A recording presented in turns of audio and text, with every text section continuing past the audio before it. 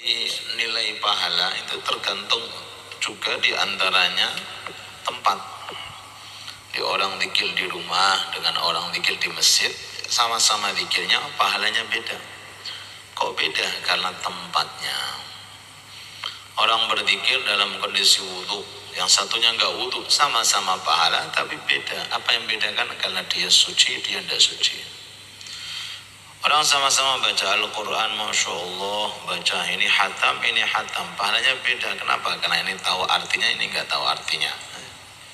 Ini bisa menangis, ini nggak bisa menangis. Bahkan waktu siang dan malam pun juga berpengaruh.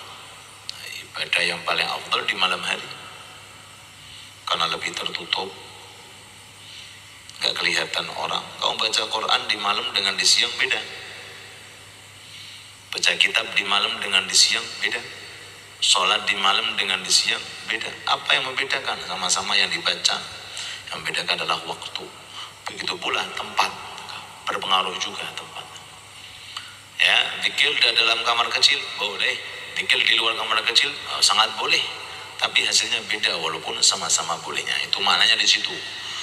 Jadi kita kalau bisa bukan sekedar dengan ibadah saja, tapi kau sesuaikan nilai-nilai ibadah dengan memperhatikan tempat dan waktu. Di atas itu hati. Kalau kau senang tarawih, senang, itu beda hasilnya. Nah, dengan yang kepaksa.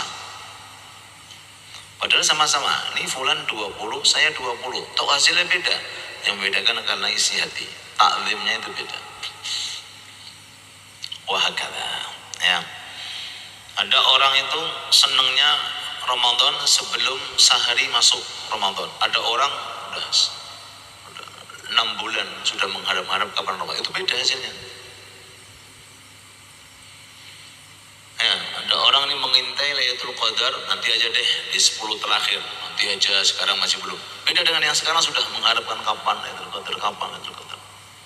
Itu beda hasilnya. Jadi dalam hati ini sumber pahala di sini. Letaknya di dalam hati.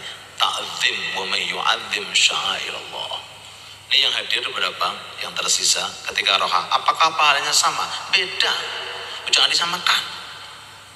Walaupun tempatnya sama, yang ngajar sama, kitabnya sama, jangan disamakan. Apa yang membedakan? Isi hati.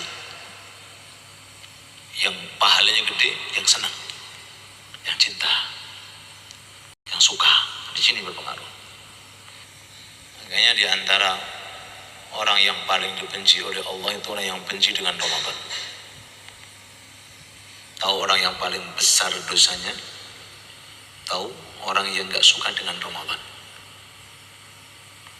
Jadi kalau gak suka Ramadan, gak suka semua yang ada dalam Ramadan. Puasa gak suka, tarawih gak suka, tadarusan gak suka. Hati-hati. Itu najis, tapi najis batin yang lebih dahsyat daripada najis yang zahir. Saya mau zikir tapi ada darah di mulut, jangan zikir dulu. Bersihkan dulu baru zikir. Kalau ternyata saya nggak mau, gimana Ustaz? Silakan, tapi hukumnya makruh. Tahu makruh? Buat apa kau ibadah makruh? Kau ambil, bersihkan dulu, sucikan dulu.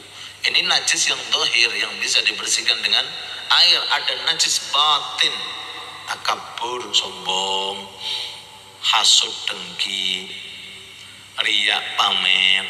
Itu dahsyat, lebih dahsyat itu.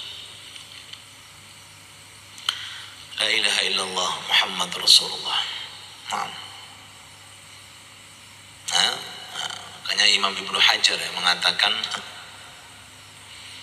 termasuk dosa besar mengharap kapan Ramadan selesai. Kapan ya Ramadan selesai? Kapan Ramadan selesai?